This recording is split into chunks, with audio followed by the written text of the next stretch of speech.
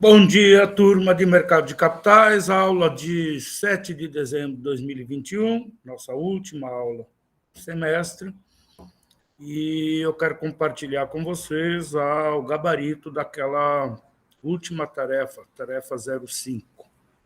Vou compartilhar, só um momento. Eita.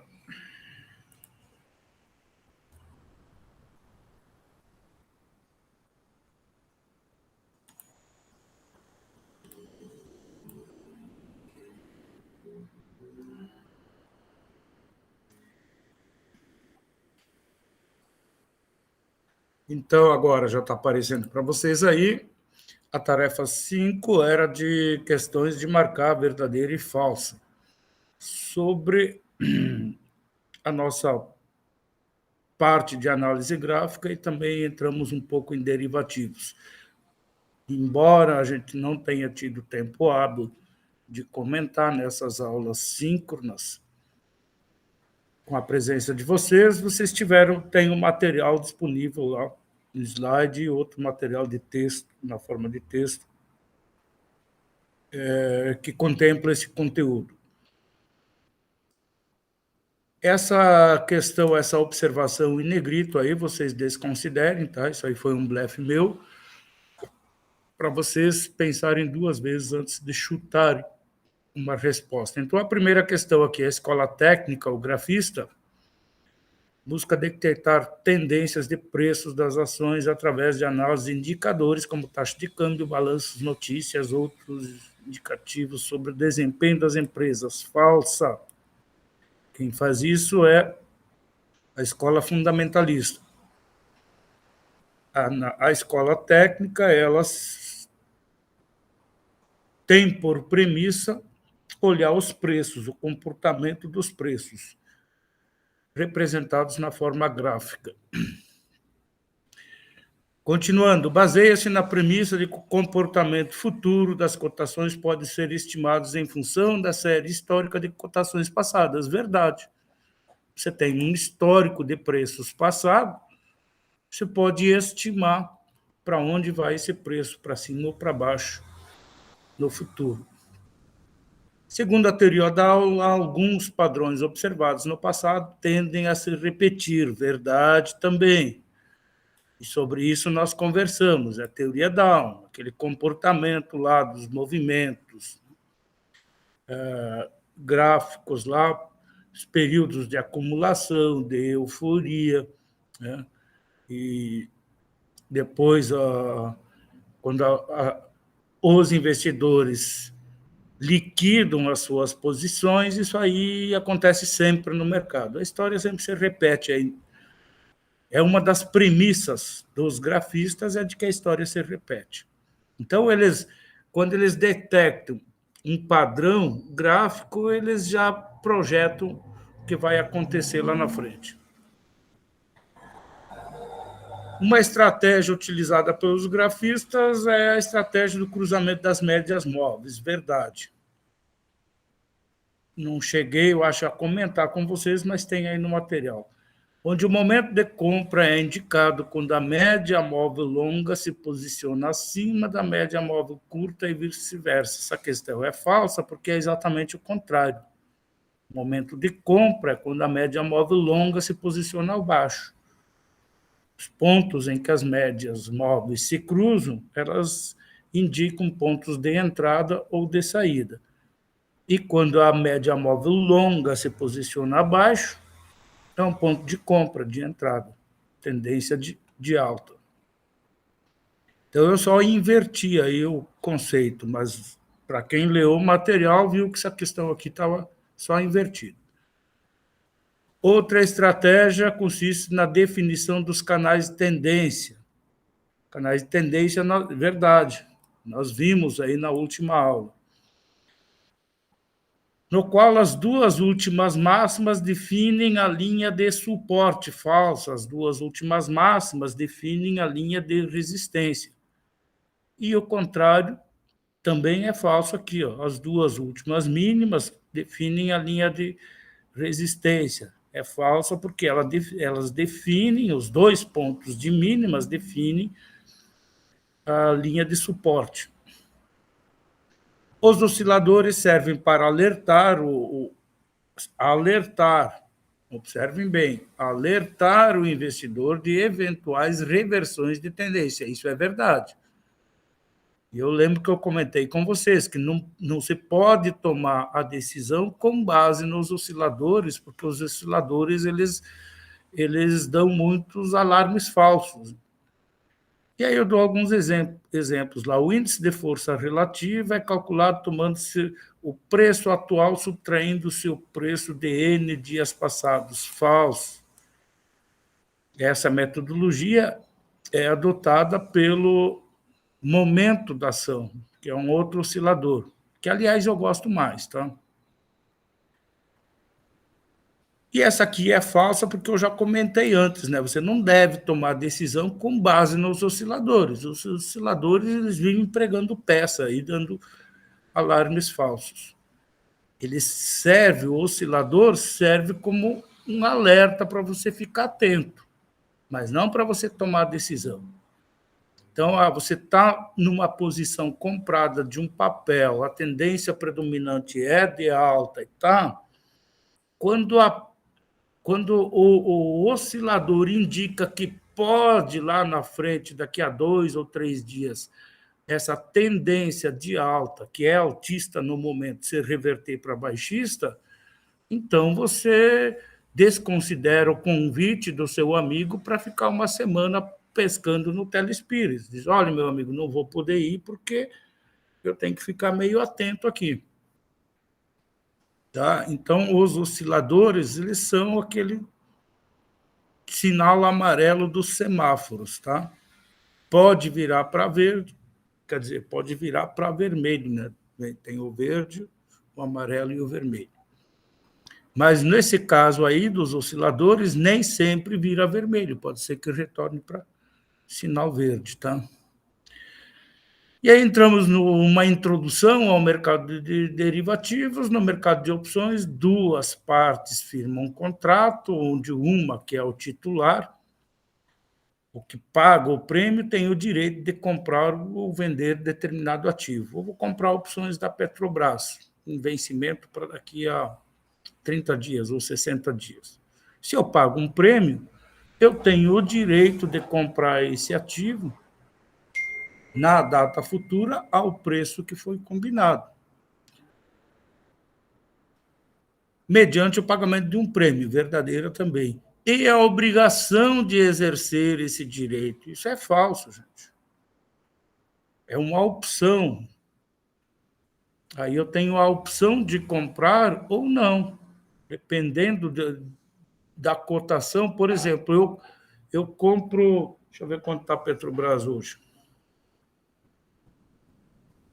Petrobras está 29. Se tiver uma opção com exercício lá para o mês de janeiro a 32, por exemplo, se eu comprar uma opção dessa, que me dá o direito de comprar determinada quantidade de opções da Petrobras a 32, eu falei 32, 32, em janeiro, se chegar na data do vencimento e no mercado a ação estiver sendo negociada a 31, eu não vou exercer esse direito. Eu vou lá na bolsa e compro direto as ações e pago 31, em vez de exercer o direito de comprar a 32. Agora, o contrário, se chegar na data do vencimento, a ação da Petrobras lá na bolsa estiver a 35, aí eu vou exercer o meu direito de comprar aquela quantidade que foi acertada anteriormente e vou pagar só 32. Eu recebo aquelas ações que eu comprei a 32, pago os 32 e no mesmo dia eu posso vender lá no mercado à vista e receber 35, ou seja, eu ganho R$3 por ação.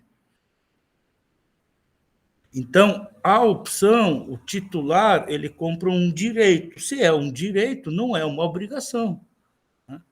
É similar, dá para fazer uma analogia com o mercado de seguros. Né? Você faz um seguro de automóvel.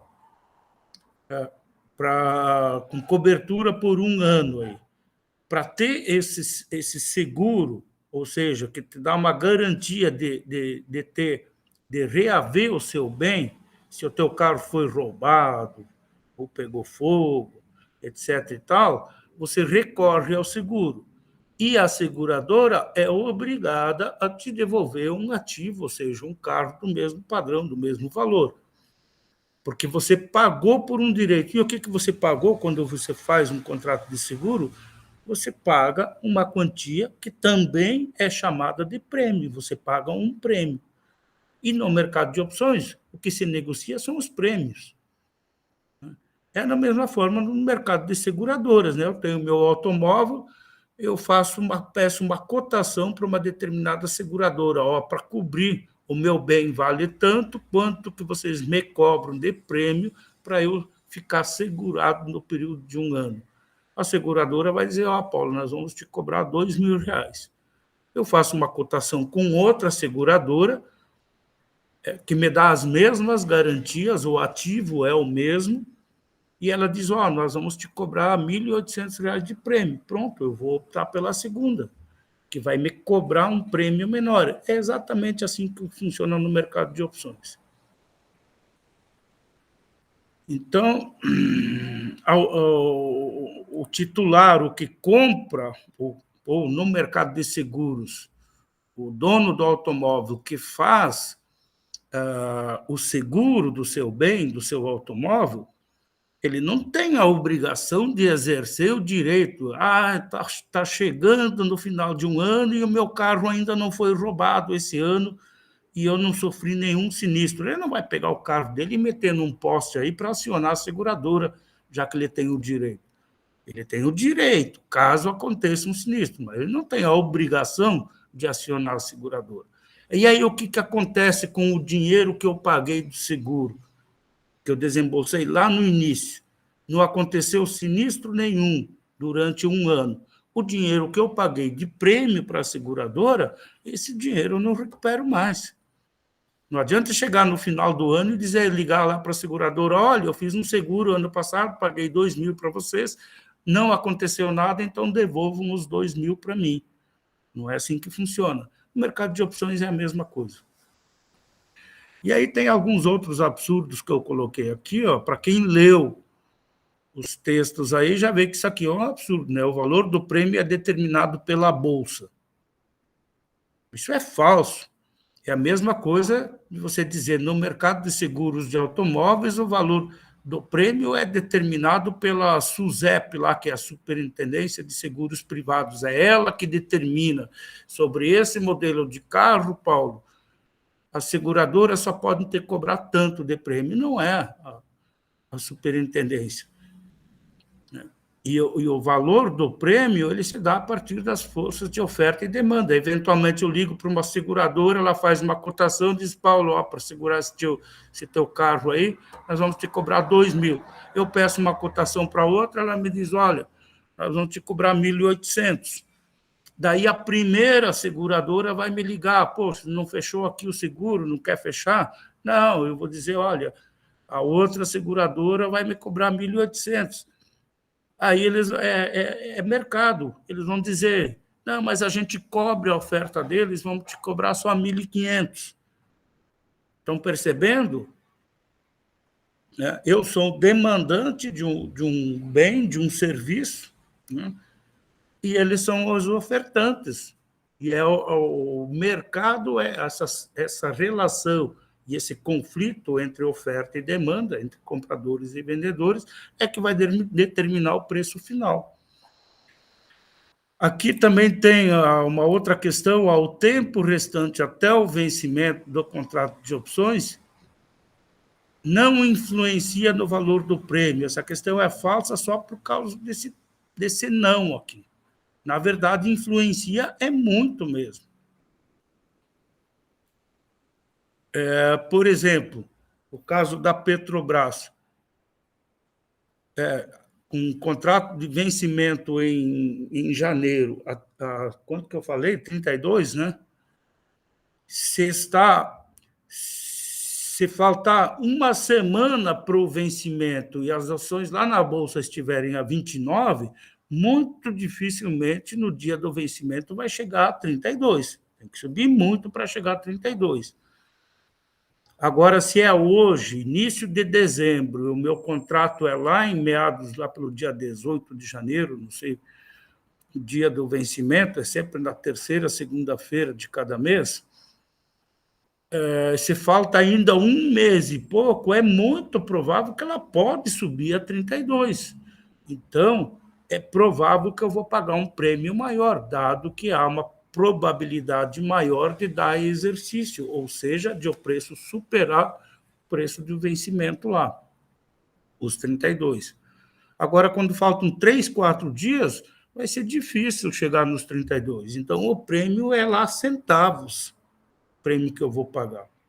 Então, o tempo, o fator tempo, sim, ele influencia bastante sobre o valor do prêmio. Lembrando que no mercado de opções, o que se negocia são os prêmios. Então, continuando, ao lançar uma opção de vendas de ações, o vendedor tem seu lucro limitado ao prêmio que receberá. Verdadeira.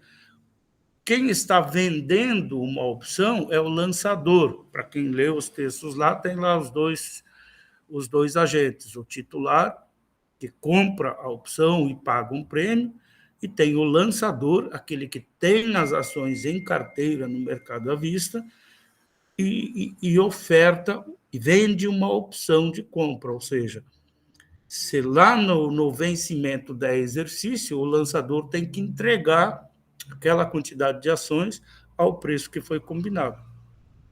E se não der exercício, o exemplo da Petrobras a 32, chegar lá no vencimento em janeiro e a Petrobras estiver 31, o titular não vai exercer o seu direito, né? Se for para pagar 30, comprar essas ações, ele não vai pagar 32 ao lançador, ele vai no mercado e compra 31, que é mais barato. Então, o titular não vai exercer o direito. E o lançador fica com aquele prêmio que ele recebeu lá atrás na conta dele. Tá? Então, qual é o lucro do lançador? O lucro fica limitado ao valor do prêmio que ele recebeu já. Se não der exercício, ele vai receber só aquilo. Portanto, o lucro é limitado ao valor do prêmio. Já o titular tem seu lucro limitado ao valor do prêmio? Também não, é o contrário. O titular, se der exercício, ou seja, se ele comprou um direito para pagar 32, se chegar no dia do vencimento tiver a ação fechar a 35, ele ganhou R$3 por ação. Se no dia do vencimento estiver a 38, ele vai ganhar R$6 por ação. Então, o lucro dele não é limitado ao valor do prêmio. Aliás, o que é limitado ao valor do prêmio que ele pagou é o prejuízo dele. Se ele pagou tantos centavos por ação de prêmio lá atrás, esse prêmio ele vai perder. Agora, quanto mais a ação superar o valor de exercício, maior vai ser o lucro dele. Portanto, o titular tem as perdas limitadas e os lucros ilimitados, se acontecerem lucros. Já o lançador é o inverso. Ele tem o lucro limitado ao valor do prêmio que ele recebeu e o prejuízo é ilimitado. Quanto mais a ação passar do preço do exercício, maior vai ser o prejuízo dele. Então, são duas posições. Eu acho que lá no material eu ilustro graficamente a posição do titular e do lançador. Dei uma olhadinha lá. Agora, uma breve introdução ao mercado de futuros, que interessa a nossa região aqui, já que nós somos o celeiro do mundo aí e produzimos muitas commodities, né? Então, o mercado de futuros, essa é uma definição minha, tá? Vocês não vão encontrar isso aí em literatura nenhuma. você pode dizer que o mercado de futuros é um mercado no qual o produtor vende a sua mercadoria, ele vendeu, nosso produtor de soja aqui, ele vende soja a futuro, não precisa entregar, só que em vez de ele receber dinheiro pela venda da mercadoria, eventualmente, durante o período do contrato, ele vai ter que desembolsar dinheiro aí para pagar ajustes diários. Então, essa é uma expressão verdadeira, né? Parece uma coisa de doido, o sujeito vender.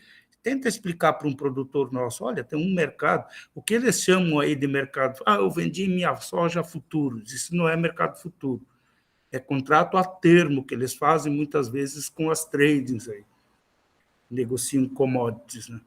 Então, eles vão lá, fecham um contrato, esse contrato é registrado em cartório e ambas as partes obrigatoriamente têm que cumprir.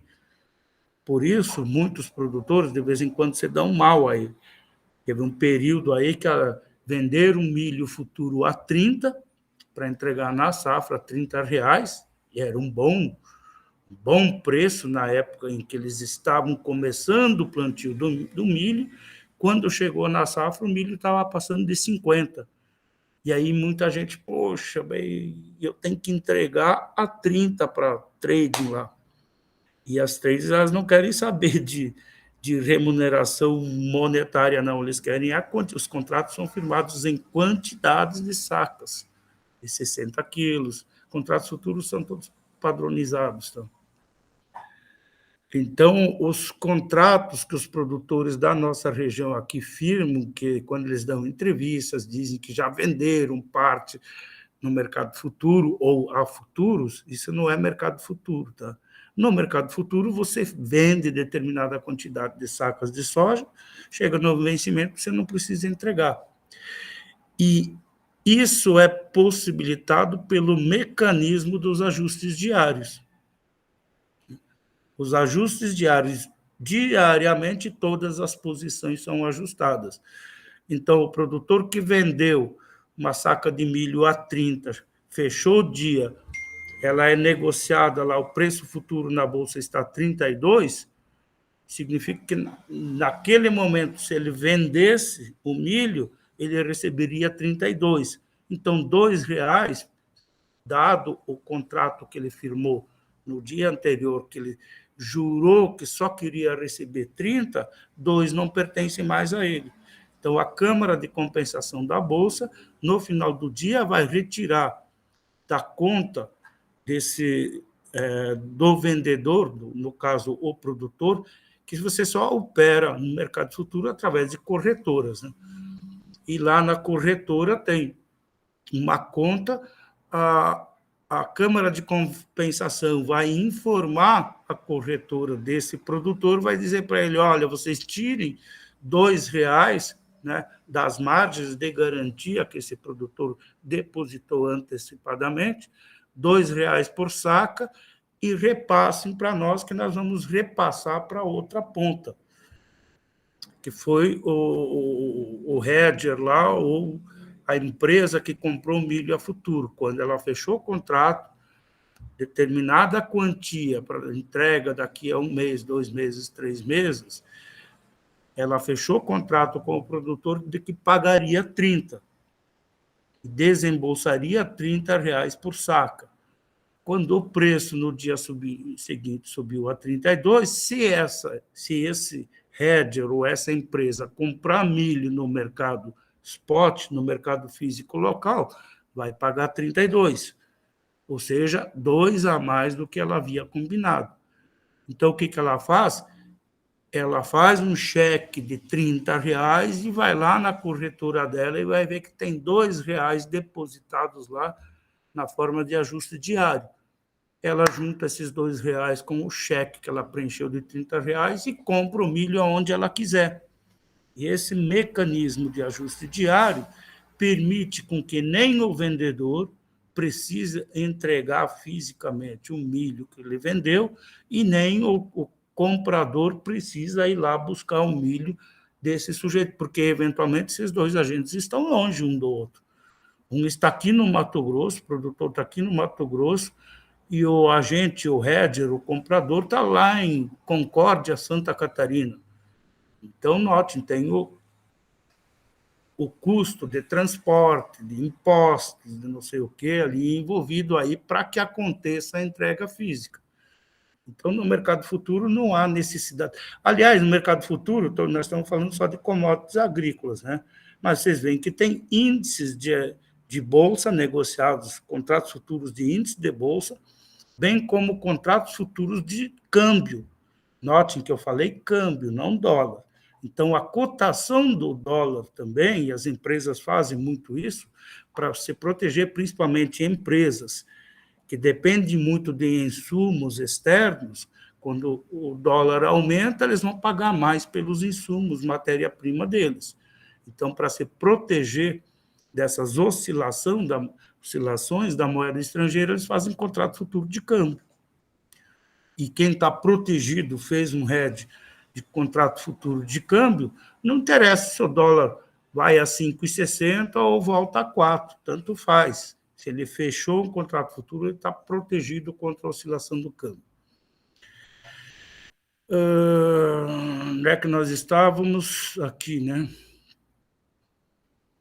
Então, nos contratos futuros, sempre há entrega física dos ativos negociados, isso é extremamente falso. Eu acredito que nem 1% dos contratos futuros de commodities, né, aconteça a entrega física, porque tem custo, tem que chamar o fiscal lá da BMF, que tem que ver se está dentro do padrão, se isso, se aquilo, tem que armazenar depositar o produto num armazém credenciado pela Bolsa, e isso não é de graça, tem um custo também. Muitas vezes tem que deslocar fiscais lá de São Paulo, não sei aonde, para vir aqui no Mato Grosso conferir o padrão da mercadoria que foi transacionada. Então, não há necessidade, eu não tenho notícia de agentes do mercado de futuros que exijam a entrega física. Sem contar que, por exemplo, de câmbio, não tem como você entregar uma taxa de câmbio. Uma taxa de câmbio não é um bem tangível, né? Você não consegue pegar. Note que eu não estou falando contrato futuro de dólar. Dólar, sim, é uma moeda física que poderia ser passada através de maletas de um agente para o outro. Mas não se trata de contratos futuros de dólar, mas sim contratos futuros de câmbio. E câmbio é uma taxa. E uma taxa você não consegue transferir ela fisicamente. Os agentes que atuam no mercado de futuros são o produtor, né? O hedger, e tem um terceiro agente aí no meio, que é o especulador. Isso é verdade. Olhe lá no material que tá bem, tem as definições do papel de cada um deles. As operações desse último, do especulador, são nocivas ao bom funcionamento do mercado. Isso é uma falsidade absurda, né? Se não fosse o especulador, não teria mercado, né? O especulador ou os traders, tá? O pessoal que compra e vende, tá? E tenta abocanhar migalhas aqui e ali, eles é que dão dinâmica ao mercado. No outro parágrafo, para o produtor, o negócio futuro atende à necessidade de fixar um preço de compra para seus... Não, o produtor, nesse caso, é o vendedor, ele quer garantir um preço futuro para o seu produto. Caso milho, soja, algodão, boi gordo, café, que seja. A bolsa, que hoje é lá da B3, né? Antigamente era a BMF, ela expressa e sinaliza os preços originados a partir das forças de mercado. Verdade, né?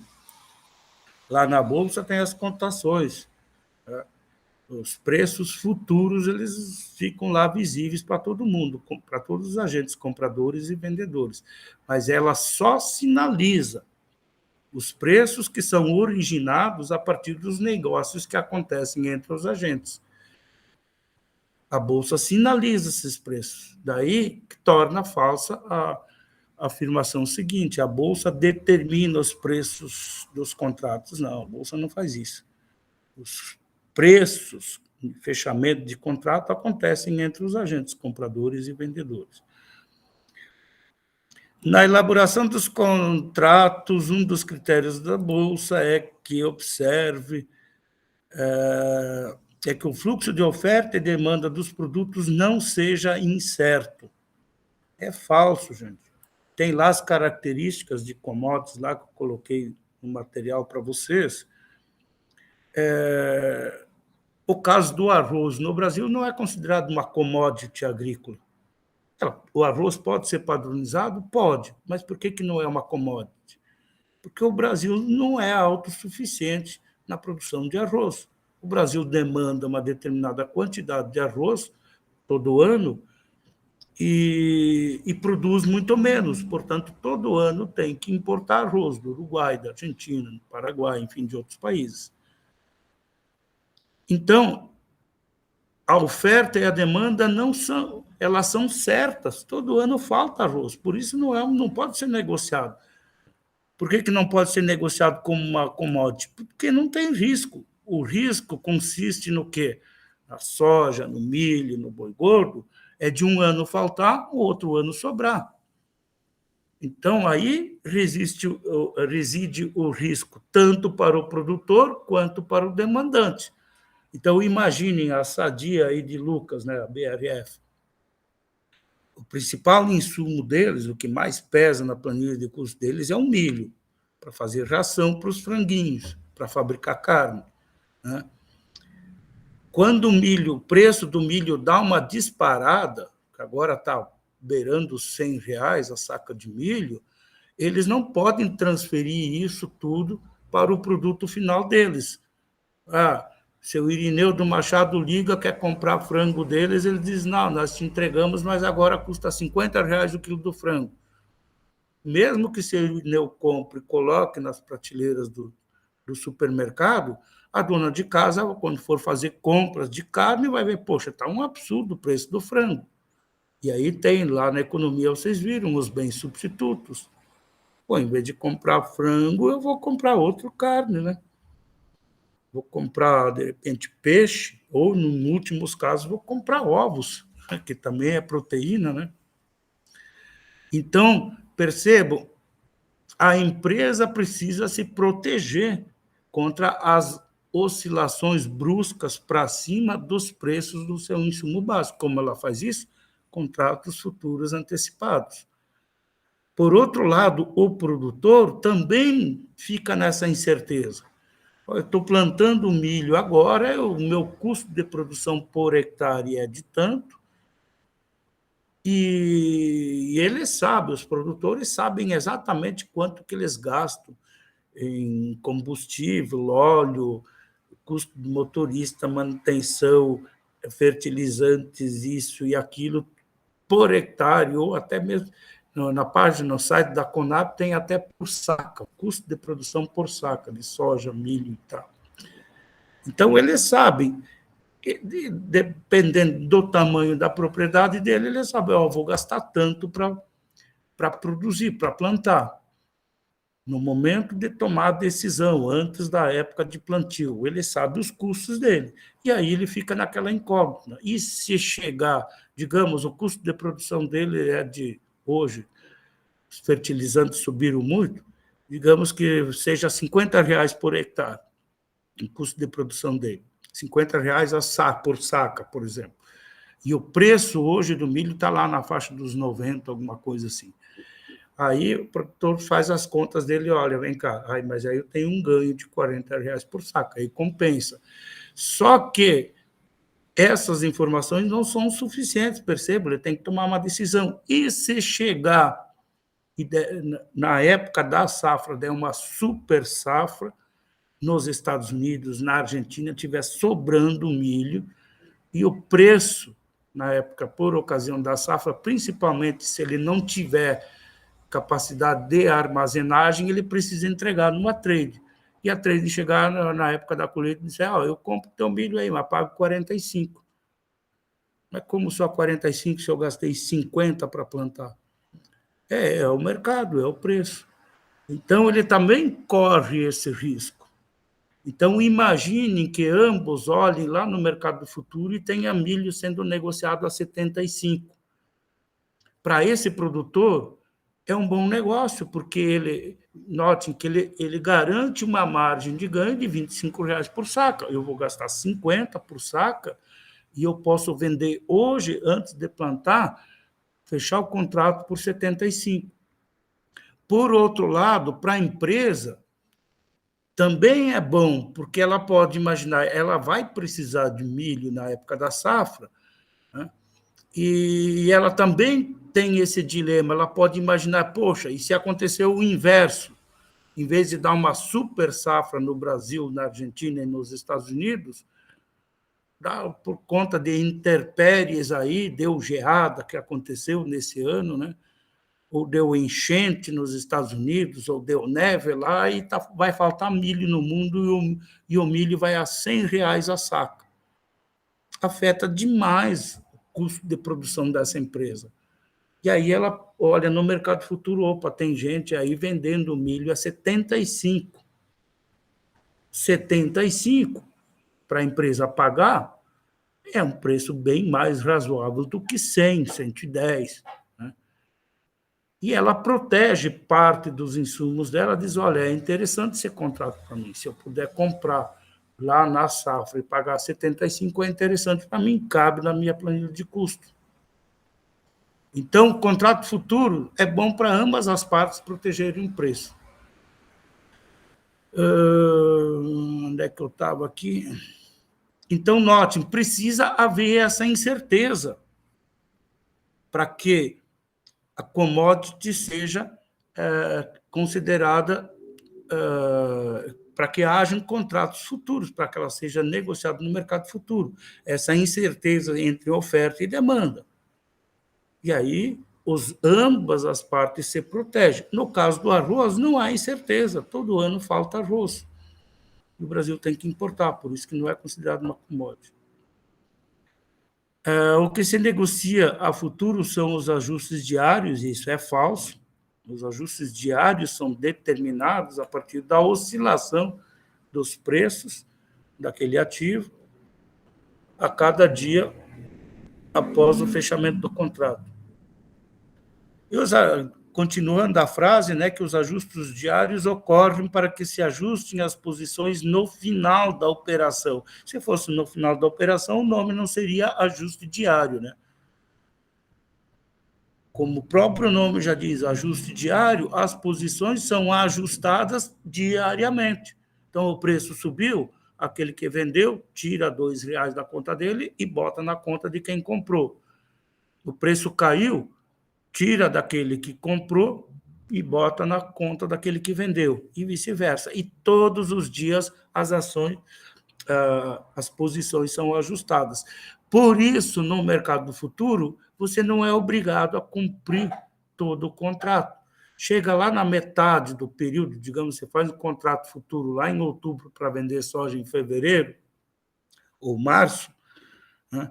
Quando você percebe que os preços, você tem notícias, tem informações de sindicatos, de associações, a ProSoja e tal, de que o preço vai subir, você está amarrado num contrato, você pode sair do mercado futuro. Como assim, dar calote na outra ponta, que é o comprador? Não, você não vai dar calote em ninguém. Se você botou uma oferta de venda de 100 contratos de soja, cada contrato de soja são 400 sacas, tá? De 60 quilos. Se você está vendido em 100 contratos, você faz aquilo que a gente chama de operação inversa. Você vai no mesmo mercado e dá uma oferta de compra de 100 contratos. Então, você está vendido num negócio em 100 contratos, está comprado em 100 contratos em outro negócio, em outra operação. Resultado da sua posição, a Câmara de Compensação, peraí, o Paulo está vendido em 100 aqui, está comprado em 100 aqui, qual é a posição dele? 0. O Paulo está fora do mercado. Então, fazendo a operação de inversa, o mercado futuro, o mecanismo de mercado futuro, que acontece lá na Bolsa, na B3, permite que eu possa sair a qualquer momento do mercado. essa é uma outra diferença dos contratos a termo que os nossos produtores fazem aqui. Isso esses contratos a termo são registrados em cartório e não tem jeito, eles têm que cumprir, sob pena de execução judicial. Lá vai lá um oficial de justiça e exige a entrega daquela quantidade de produtos. Eu tenho uma observação lá no final, que no caso das commodities agrícolas, o mercado futuro ele não tem se mostrado muito eficiente, não.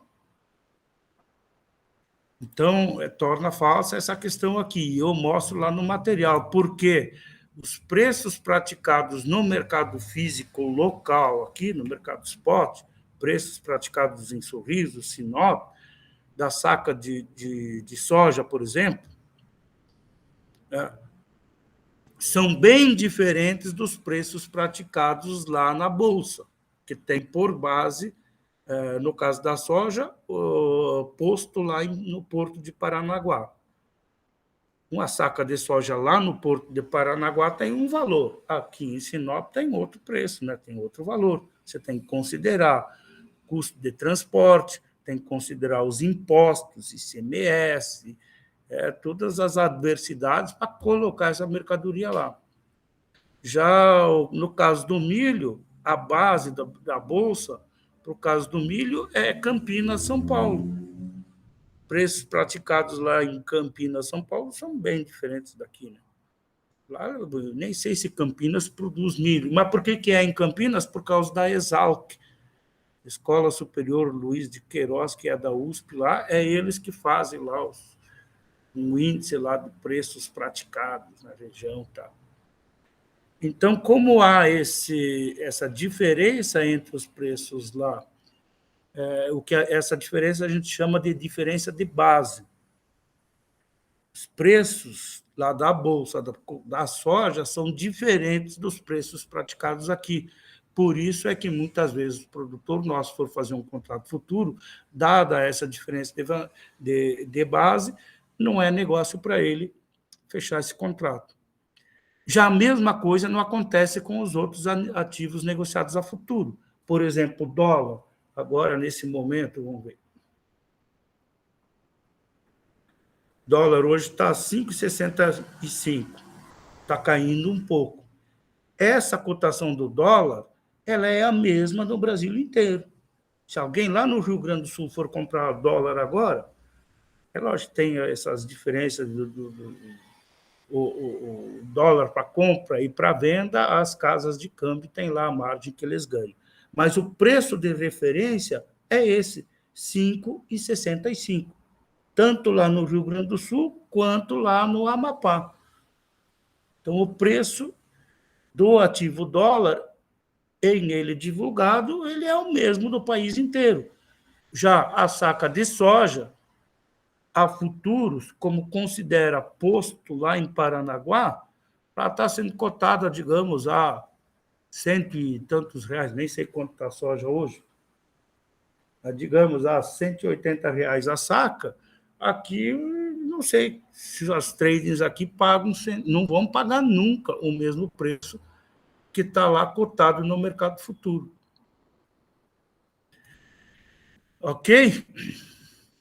E aí, essa última questão também é falsa, né? Já para os outros ativos, tais como taxa de câmbio, por exemplo, o contrato futuro não é eficiente, é o contrário, aí sim ele é muito eficiente. Então, tá bom, pessoal, eu já deixei lá no Siga esse gabarito, vocês baixem ele, eu não lembro aqui quantas questões tem, porque eu não corrigi nenhuma ainda, tem que contar aí, tem as vermelhinhas que são em falsa, tem as azuis que estão em vermelho, contar quantos VF tem nessa questão, digamos que tenha dado aí 25 VF. Então, pega 10 e divide por 25, que der ali é o quanto vale cada questão. E aí multipliquem pela quantidade de questões que vocês acertaram, vocês têm uma noção da nota de vocês. Falando sobre notas, até quarta-feira que vem, que é dia 15, eu sou obrigado a entregar os diários, tá? Fechar os diários. Mas eu já quero ver aí se eu consigo. Agora tem bancas, tem um monte de coisa ali ainda, mas eu quero ver se pelo menos no final de semana eu já consigo deixar as notas de vocês lá no Siga, tá? Não vou prometer, porque dá um trabalhinho, é muito chatinho preencher aquilo lá no SIGA, principalmente o pessoal que não participou, eu tenho que atribuir todas as faltas de todos os dias, é um negocinho bem chato de fazer, tá? Mas as notas de vocês vão ser as médias, já comentei isso lá na apresentação, as 3 notas de vocês vão ser as médias de vocês das 5 tarefas aí que vocês me mandaram, tá? E eu vou replicar elas, eu sou obrigado a registrar 3 notas lá no SIGA. Eu até vou ver, eu não sei se isso é possível, como vocês mandaram 5 tarefas, eu quero ver se eu consigo atribuir 5 notas lá, em vez de só 3 lá no SIGA, e aí a nota final de vocês é a média de vocês. Vai dar a mesma coisa, tá? Não vai mudar a nota de ninguém. Ou eu faço lá no Excel dessas 5 notas, faço uma média de vocês e atribuo lá nas 3 notas obrigatórias no SIGA a média de vocês, o resultado final vai dar a média de vocês. Ou se lá no SIGA me permitirem acrescentar 2 notas a mais, eu vou acrescentar da tarefa 1 ao 5, e a nota final de vocês vai ser a média de vocês, tá bom? Concluímos, fica a dica aí para o pessoal que fez as atividades, mas a gente sabe que essa modalidade de aula à distância, a gente é muito complicado, vocês não tiveram, eu não, é diferente do que passar 60 horas em sala de aula, passando todo o conteúdo para vocês. Vocês viram aí que eu pulei aí, fui só em alguns pontos mais importantes que eu considerava, mas mesmo para aqueles que obtiverem nota aí e passarem, se Deus quiser, no semestre que vem volta às aulas presenciais, mesmo que já tenham, se já tenham feito, já tenham obtido a nota da disciplina, mas se quiserem assistir às aulas aí, tá? Fiquem à vontade, porque embora já tenham feito, já tenham passado, quem quiser assistir presencialmente aí, eu não faço objeção nenhuma, tá? Mesmo que não sejam todas as 60 horas do próximo semestre, mas se alguém tem interesse em alguns tópicos específicos, eu queria ver as aulas dessa parte gráfica, como é que faz as médias móveis, como é que elas funcionam, não que eu li aí no texto, tá, mas não entendi muito bem. Ótimo, vê comigo aí, eu aviso, mais ou menos no dia tal, na semana tal, nós vamos abordar essa questão das médias móveis na análise gráfica. Tá bom? No mais, eu desejo para vocês umas boas férias, fiquem bem, leiam um livro, né? Descansem para voltar com tudo no próximo semestre. Feliz Natal, feliz Ano Novo para vocês e fiquem bem. Tá bom, gente? Vou me despedindo aqui, vou parar a gravação.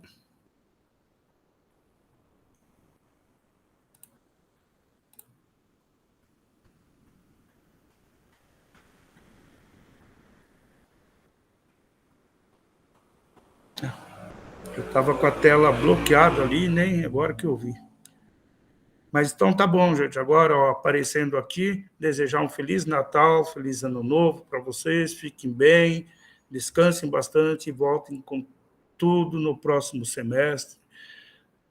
De volta para o campus, com o muito provável retorno às aulas presenciais. Vou me despedindo e até a próxima oportunidade.